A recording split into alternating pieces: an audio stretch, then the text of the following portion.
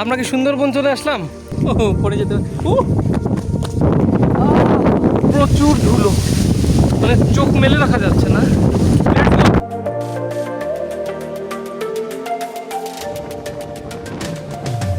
আমরা পুটিমারি নদী দেখতে যাচ্ছি, ওখানে একটা ওয়াক দাও আছে, খুব সুন্দর গ্রামীণ প্রকৃতি, চারপাশটা অনেক সুন্দর হবে নিশ্চয়ই, পাহাড়ের মতো আছে। আর সবচেয়ে সুন্দর হচ্ছে গ্রামীণ প্রকৃতি, আসলে পুরো গ্রামটা, বাংলাদেশ পুরাটাই আসলে একটা গ্রাম।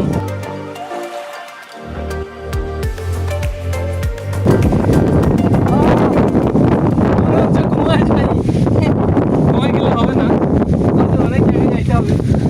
এখানে আমরা একটা খেজুর গাছ দেখতে পাচ্ছি, এই খেজুরগুলো কিন্তু আরো সুন্দর, খেজুর হয়ে গেছে অলরেডি, অনেক সুন্দর খেজুর, পুরা থোকা থোকা খেজুর। খেজুরটা কিন্তু পুরা কাঁচা, থোকা থোকা খেজুর, আরো বড় হবে না।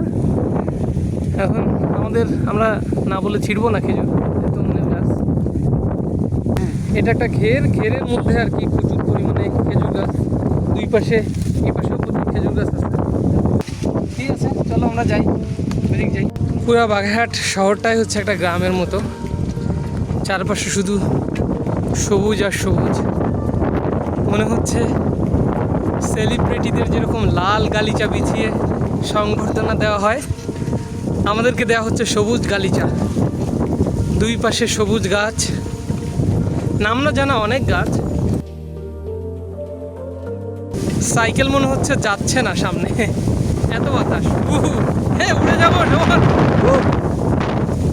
গ্রামীণ প্রকৃতি এত সুন্দর কেন হবে? কেন কেন কেন? কাশফুলগুলো কিন্তু অনেক ছোট, গ্রাম্য কাশফুল। এটা যে অনেক কাশফুল আমরা দেখি, উত্তরায় দেখছি আমরা, ছোট, এগুলো যায় না, তবে সুন্দর।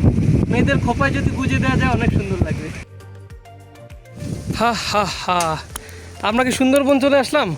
শোভন, সুন্দরবনের কাছাকাছি। ওয়াও, তো এইটা হচ্ছে গোল গাছ না? এই পাতাটা দিয়ে হচ্ছে যে মানুষের ঘরের যে চাল দেওয়ার কাজে হচ্ছে এই পাতাটাকে ব্যবহার করে, বা বেড়া দেওয়ার কাজে ব্যবহার করে। এই ঘরের বিশেষত্ব হচ্ছে যে এটা গরমকালে ঠান্ডা থাকে এবং ঠান্ডার সময় এই ঘরটা গরম থাকে। যেমন এইবার কিন্তু আমরা টের পাইছি যে টিনের ঘরেও কত গরম পড়ে, টিনের ঘরে অনেক গরম পড়ে না? তাহলে সেখানে গোল গাছের, ওয়াও ওয়াও। ঠিক আছে শোভন, চলো। আমরা কিন্তু চলতি পথে দুইটা ফুল পেয়ে গেছি। এইটা হচ্ছে আমার ফেভারিট, নীল অপরাজিতা, নীলকণ্ঠী ফুলও বলে অনেক জায়গায়, আমার ফেভারিট। এইটাকে বলে হচ্ছে বাগান বিলাস। হ্যাঁ, গেট, বিভিন্ন গেটে, এটাও যদি একটা গেটে গাছগুলো লাগাই রাখছে। ওয়াও, অনেক গাছ, অনেক গাছ। শোভন কিন্তু এক গাদা ফুল, দেখি শোভন কি ফুল? বীজ এটা। ও, এটা হচ্ছে এই ফুলের বীজ। ওয়াও,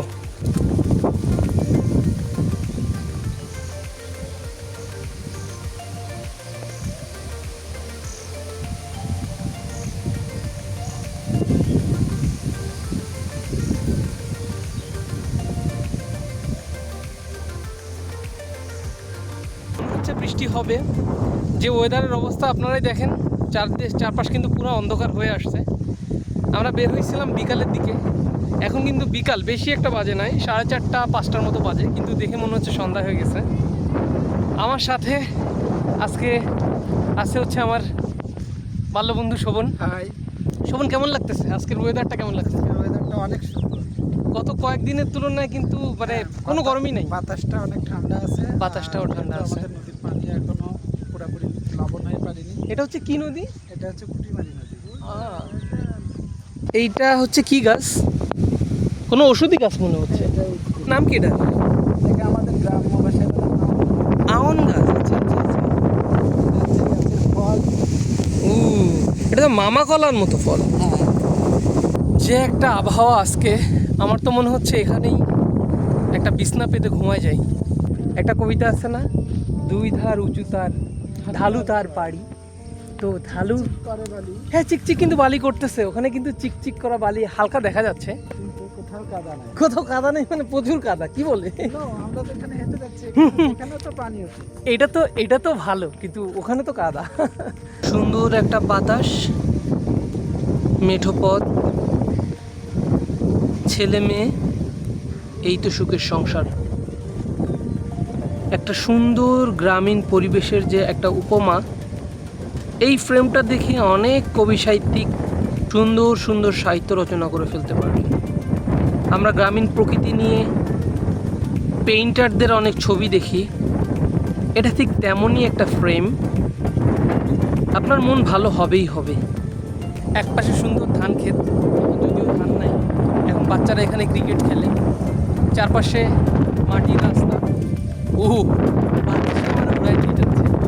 এইখান দিয়ে একটু পাহাড়ের মতো হয়ে গেছে। আমি এখান থেকে নামার চেষ্টা করি, পড়ে যেতে এই পথ যদি না শেষ হয় তবে কেমন হতো তুমি বলো তো। আসলেই তাই, এই পথ শেষ না হোক এটাই চাই। দুই পাশে এত সুন্দর সবুজ দেখে না আমার এত ভালো লাগতেছে।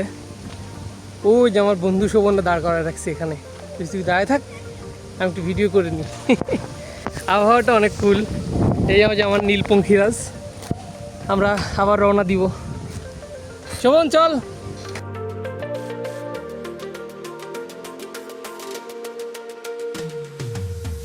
আবহাওয়ার অবস্থা একটু বেশি খারাপ, দেখতেই পারতেছেন। বেশ বেশ বাতাস হচ্ছে। ও ও মাই, কি আমরা বাসায় পর্যন্ত পৌঁছাইতে পারবো কিনা আমরা জানি না, তার আগে বৃষ্টি পড়ে যাবে কিনা। প্রচুর বাতাস হচ্ছে, প্রচুর। দুই পাশের গাছপালাগুলো কিন্তু দাঁড়ায় থাকতে পারতেছে না, আর সমানে অনেক ধুলো, প্রচুর ধুলো, মানে চোখ মেলে রাখা যাচ্ছে না। আমাদের পৌঁছাইতে হবে একটা নির্দিষ্ট জায়গায়।